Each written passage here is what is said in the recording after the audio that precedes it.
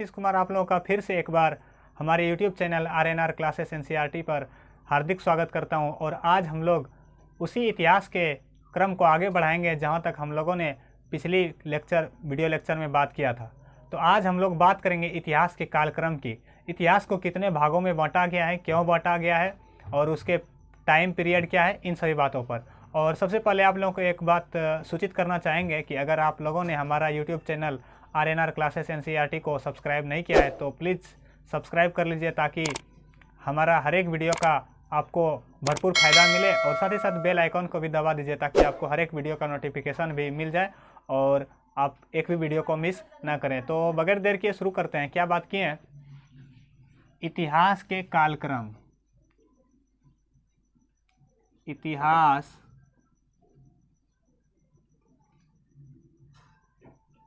के कालक्रम।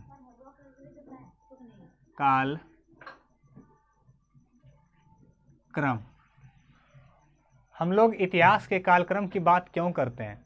हम लोग इतिहास के कालक्रम की बात इसलिए करते हैं क्योंकि हमारा जो है मानव का इतिहास बहुत लंबा रहा है और हम लोगों के पास पढ़ने के लिए जो होता है वो संक्षिप्त टाइम होता है, संक्षिप्त समय होता है, मतलब बहुत कम समय होता है।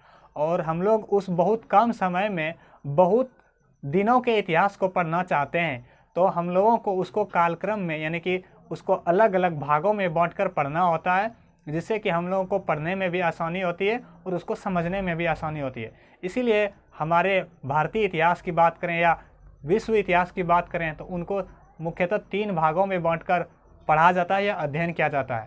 तो अगर हम लोग इतिहास के कालक्रम की बात करें तो इसको मुख्य रूप से 3 भागों में बांटा गया है। कितने भागों में? 3 भागों में। अगर बहुत पहले की बात करें तो उसको नाम देते हैं हम लोग प्राचीन भारत। क्या नाम देते हैं? प्राचीन भारत। और उसके बाद की बात करें तो उसको हम लोग नाम देते हैं मध्यकालीन भारत। क्या देते हैं? मध्यकालीन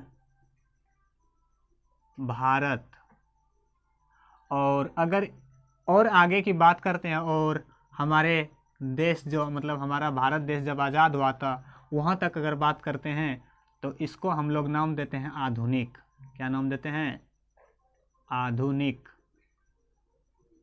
आधुनिक। और अगर हम लोग इसको अंग्रेजी में बोलना चाहें तो इसको बोल सकते हैं एंसेंट, और इसको बोल सकते हैं मिडाइवल, और इसको बोल सकते हैं मॉडर्न। तो इन 3 भागों में इतिहास को हम लोग पढ़ने का प्रयास करते हैं। अगर बात करें हम लोग प्राचीन की, किसकी? प्राचीन को, इसको भी 3 भागों में बांटा गया है। कितने भागों में? 3 भागों में।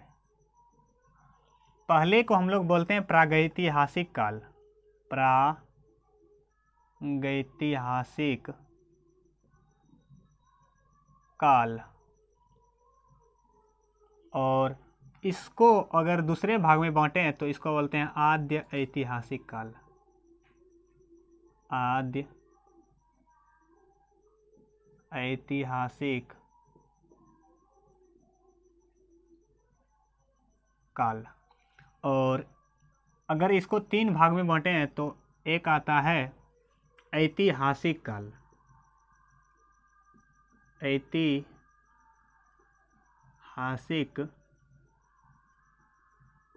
काल। इसमें आप लोग काल लिख सकते हैं तीनों में। तो प्राचीन भारत को या प्राचीन भारतीय इतिहास को 3 कालखंडों में बांटकर हम लोग पढ़ते हैं।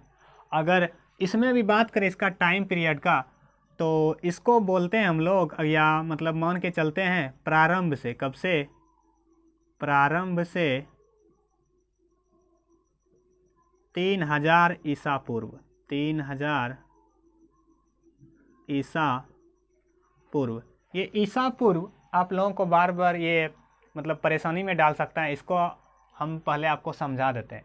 होता क्या है, पहले मानव पढ़े लिखे नहीं थे। क्या थे? मानव पढ़े लिखे नहीं थे। जब वो सभ्य हुए यानी कि वो मतलब पढ़े लिखे होने लगे, या तो हम क्या बोल सकते हैं उसको, सब हुए, तो उस टाइम क्या हुआ, लगभग अभी क्या है, अभी 2021 चल रहा है, तो 2021 जो है ये कहाँ से शुरू हुआ होगा?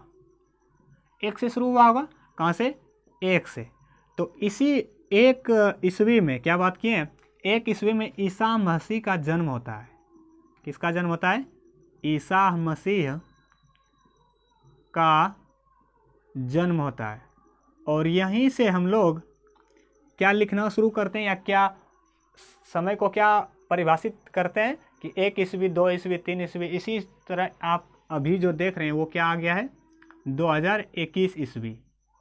तो पहले क्या होता था कि टाइम यानी वर्ष की गिनती नहीं होती थी, तो हम लोगों ने या इतिहासकारों ने उसको कैसे परिभाषित करने की कोशिश की, तो उसके लिए नाम दिया गया या बोला गया ईसा पूर्व। मतलब ईसा मसीह के जन्म के पहले का जो समय है उसको क्या बोले? ईसा पूर्व। पूर्व मतलब क्या होता है? पहले। और साथ ही साथ आपको बात करेंगे, इधर तो आपको दिख रहा है कि गिनती सही दिशा में होती है, लेकिन अगर आप लोग ईसा मसीह के जन्म के पहले की बात करें तो इधर उल्टी गिनती होती है। मतलब 1 ईस्वी जो है और इसके पहले जो है 1 ईसा पूर्व हो जाएगा, उसके बाद 2 ईसा पूर्व। तो हम लोगों ने कहाँ तक बात किया? 3000 ईसा पूर्व। यानी कि अभी 2021 चल रहा है और इधर 2000 साल हो गया, और इधर आपको कितना पीछा जाना पड़ेगा? 3000 साल। तो 3000 साल और इधर 2021, इतने इन दोनों को मिला करके जितना समय होता है उतना पीछे जाइएगा तो आपको क्या मिलेगा? 3000 ईसा पूर्व। आशा करते हैं कि आप लोग ईसा पूर्व को समझे। और क्या बात की, ईसा मसीह का जन्म कब हुआ था? 1 ईस्वी को। कब? 1 ईस्वी को माना गया उसका कि जन्म कब हुआ था? 1 ईस्वी। और उससे पहले का जो टाइम पीरियड था उसको क्या माना गया? ईसा पूर्व। प्रागैतिहासिक काल को हम लोग पाषाण काल के नाम से भी जानते हैं। किस नाम से? पाषाण काल। अब ये पाषाण क्या होता है? पाषाण काल। वास्तव में पाषाण का अर्थ किसका? पाषाण का अर्थ पत्थर होता है। प्राचीन काल में मानव जो होते थे वो बोल सकते हैं कि शिकारी या शिकार करने के लिए वो किसका प्रयोग करते थे? पत्थर का। या अपने दिनचर्या में सबसे ज़्यादा उपयोग किसका करते थे? पत्थर का। इसीलिए उस समय को हम लोग क्या नाम देते हैं? पाषाण काल। पाषाण का मतलब क्या हुआ? पत्थर। और ये प्रारंभ जो है आपको प्रॉब्लम में डाल सकता है। इसको मान के चलते हैं हम लोग 1 लाख ईसा पूर्व। क्या मानकर चलते हैं? 1 लाख ईसा पूर्व। एक चीज़ और आप लोगों को बता दें कि इस टाइम का, प्रागैतिहासिक काल के टाइम का कोई लिखित साक्ष्य नहीं है। क्या बोलें? कोई लिखित साक्ष्य। साक्ष्य मतलब क्या होता है? साक्ष्य मतलब होता है प्रमाण। क्या होता है? प्रमाण या सबूत। कोई लिखित साक्ष्य नहीं है। तो क्या है इसके लिए? इसके लिए पुरातात्विक साक्ष्य उपलब्ध है। क्या बात की है? पुरातात्विक। और पुरातात्विक को आप लोगों को हम पिछले वीडियो लेक्चर में समझा चुके हैं। पुरातात्विक साक्ष्य उपलब्ध है। उपलब्ध है। तो ये क्या हम लोगों ने समझा? प्रागैतिहासिक काल को। ये प्रागैतिहासिक काल किसका है? प्राचीन काल का।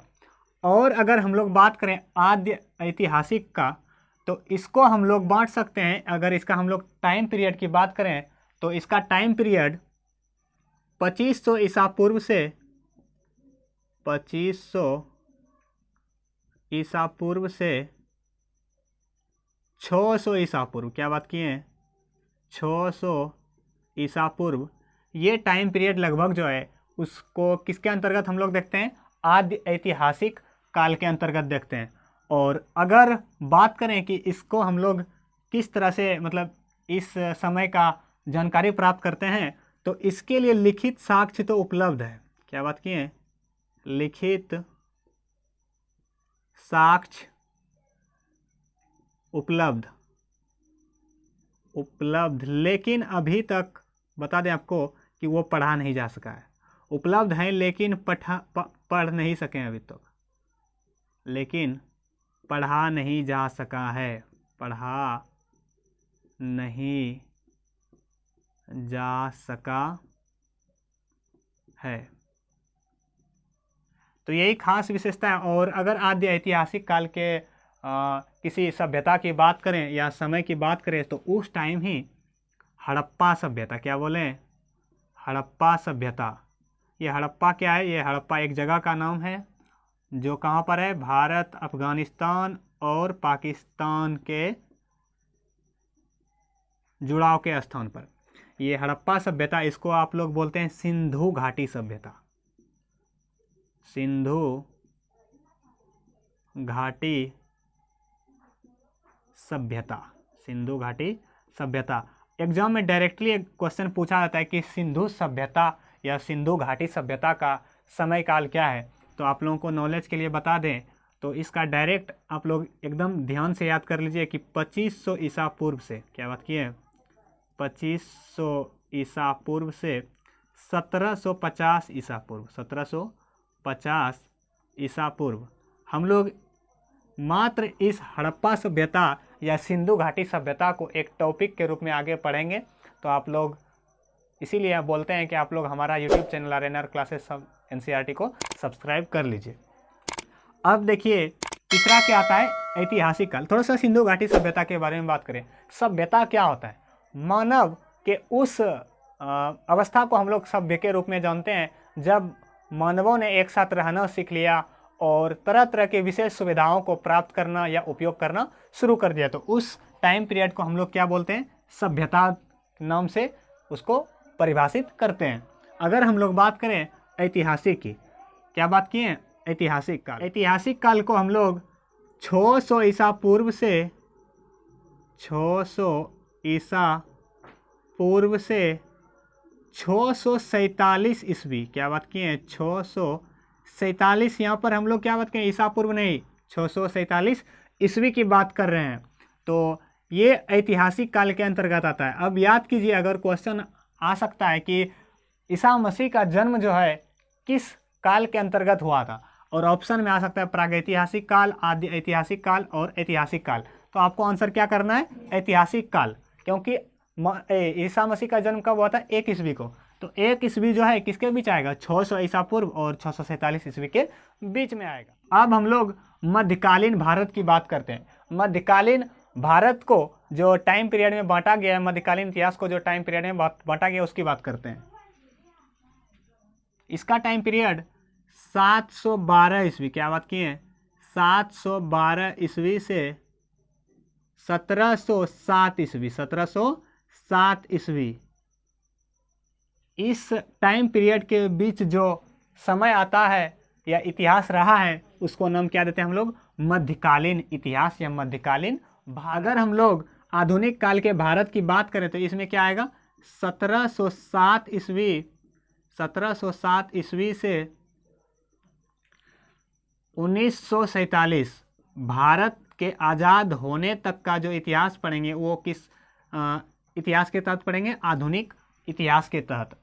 तो हम लोगों ने क्या समझा कि इतिहास को जो है अध्ययन की सुविधा की दृष्टि के लिए क्या किए हैं? 3 भागों में बांटे हैं। और पहला क्या था? प्राचीन, दूसरा क्या था? मध्यकालीन, तीसरा आधुनिक।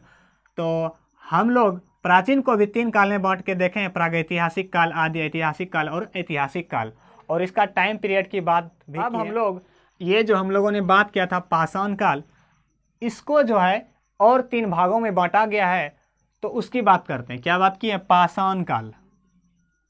पाषाण काल। अगर आप लोग इसको इंग्लिश में लिखना चाहें तो क्या आएगा? Stone age. Stone age. इसको भी 3 भागों में बांटा गया। कितने भागों में? 3 भागों में।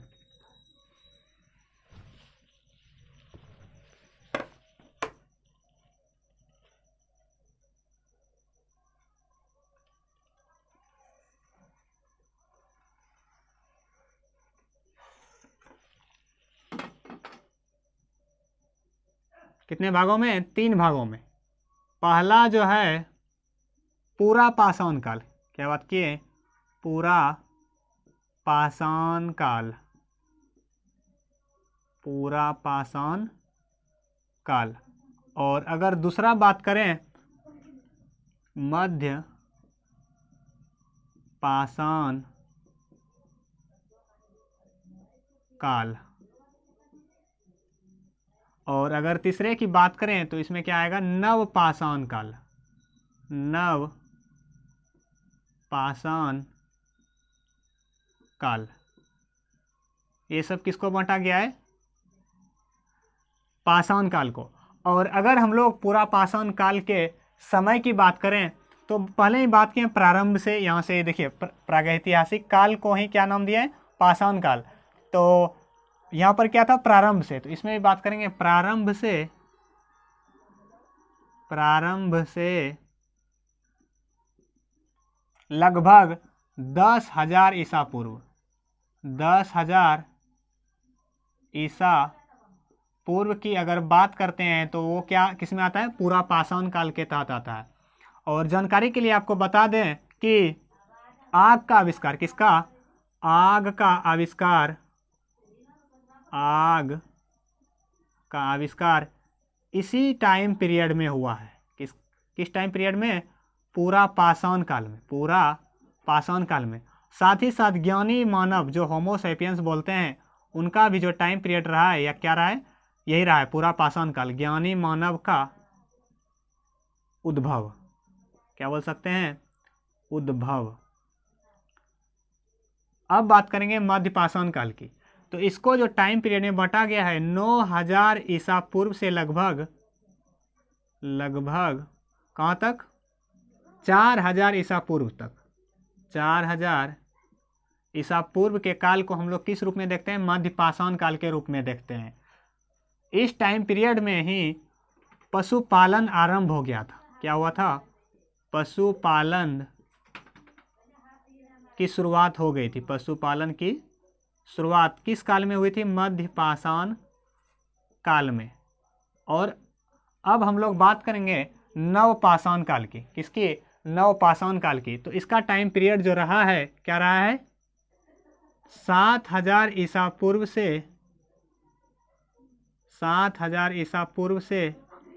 1,000 ईसा पूर्व। क्या बात किए? 1,000 ईसा पूर्व। और इसी टाइम पीरियड में किसका आविष्कार हुआ था?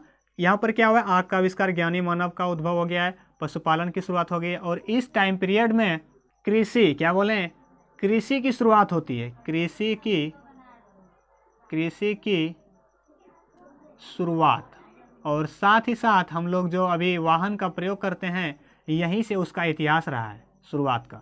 तो पहिया का भी आविष्कार कब हुआ है? इसी नवपाषाण काल में पहिया का आविष्कार।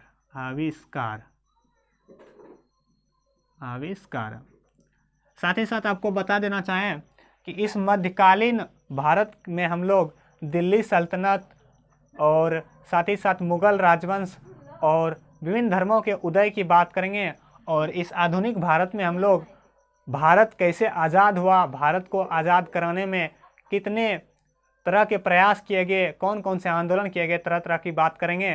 तो फिर से आप लोगों से एक बार निवेदन है कि आप लोग हमारा YouTube channel RNR classes NCERT को सब्सक्राइब कर लीजिए ताकि हमारा हर एक वीडियो का नोटिफिकेशन आपको मिलता रहे और आप हमारे इतिहास यानी कि हमारे भारत का इतिहास को जान सके और अपने जीवन में उन सभी गलतियों को ना दोहराएं जिन गलतियों को इतिहास में पहले ही कर दिया गया है, और अपने जीवन को सफल बनाने के लिए एक तरह का नया सोच विकसित करें और समाज को एक नए ऊंचाई पर लाकर खड़ा कर सकें और हमारे महान देश भारत को और नई बुलंदियों तक पहुंचा पाएं।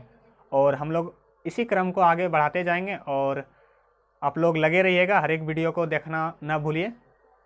Thank you.